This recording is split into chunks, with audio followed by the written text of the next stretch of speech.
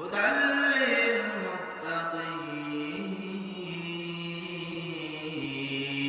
للمتقين الله أكبر الله أكبر বললেন মুত্তাকিদের জন্য এটা পথ প্রদর্শক মুত্তাকিদের জন্য এটা হিদায়াতের একটা ব্যবস্থা মুত্তাকিদের জন্য জীবন বিধান মুত্তাকি কাকে বলে তাকওয়াবন্দি কাকে বলে আল্লাহর নবীর সাহাবা হযরত আব্দুল্লাহ ইবনে উমর রাদিয়াল্লাহু তাআলা আনহু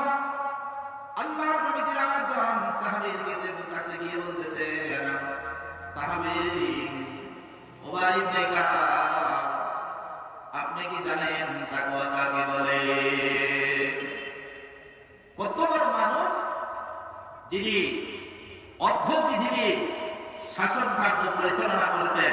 তার জামানা আসামি খুঁজে পাওয়া যেত না ক্ষুধার্ত ব্যক্তিদের ঘরে ঘরে গিয়ে যিনি খাবারের ব্যবস্থা করে দিতেন তিনি বলতেছেন উবাই ইবনে কাব রাদিয়াল্লাহু তাআলা আনহুর কাছে গিয়ে তার চেয়ে মানের কমতি যদিও তার কাছে গিয়ে তিনি বলতেছেন ভাই তাকওয়া কাকে বলে একটু আপনি আমাকে বলেন না আল্লাহর নবীর সাহাবা উবাই ইবনে কাব রাদিয়াল্লাহু তাআলা আনহু বলেন ও ভাই ওমর আপনি কি কখনো কাঁটাযুক্ত পথ অতিক্রম করেছেন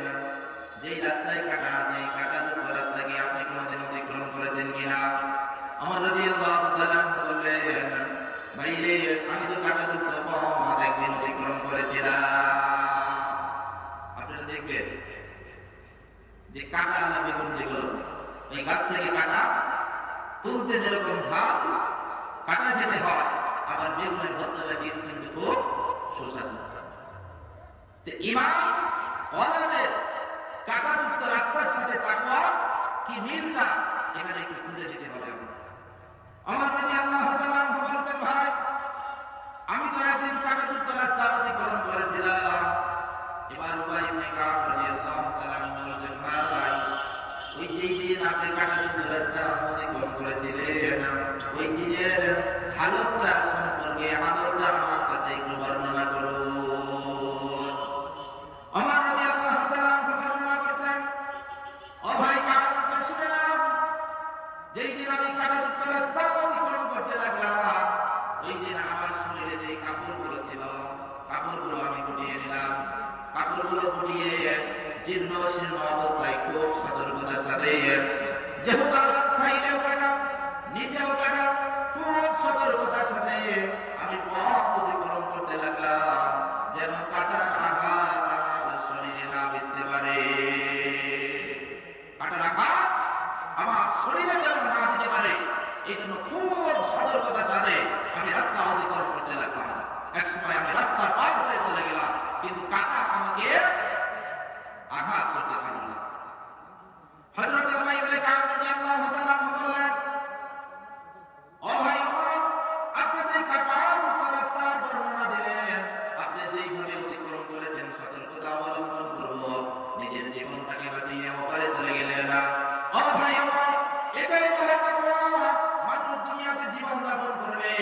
গুনাহ যেন সে না করে গুনাহ যেন তার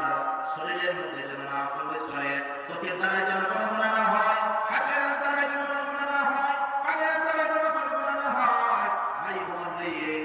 সর্ব অবস্থায় একজন মানুষ গুনাহ থেকে নিজেকে বাঁচাবে আর বলবে যে আমি এই দুনিয়া ছেড়ে মুক্ত অবস্থায় আমার মৃত্যু পর্যন্ত আমি নিজেকে বাঁচাতে চাই এই রকম করে যে জীবন যাপন করবে ওকেই বলে তাকওয়া ওকেই বলে তাকওয়া ভাই সাউন্ড একটু বাড়ানো যায় না একটু বাড়ান দেখি এবার ওমর রাদিয়াল্লাহু তাআলা আনহু বর্ণনা করেছেন